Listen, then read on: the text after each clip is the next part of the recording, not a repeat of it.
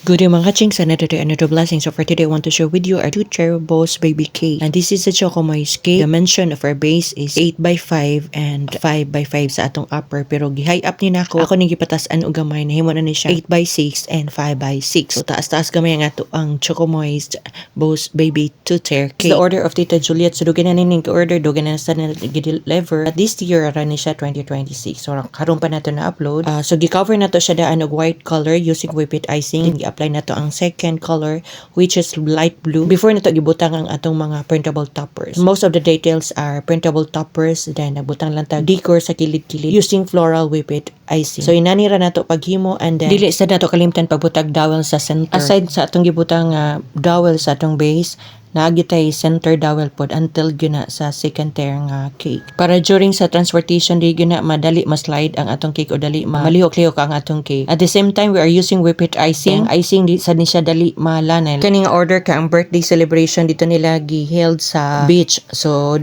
dool siya sa init. So, dili dali malanay ang whipped icing. So garantiya na siya kay naka-try na ta na travel na nato ni siya glayo atong cake. So ma-expose siya sa init, dili gid siya dali malanay. So this is it, our Boss Baby Cake. And I would like to thank again to Tita Juliet for this order. Thank you so much for always keep on trusting Ching's Cake. That we're done with our Boss Baby theme cake. So thank you for watching and God bless.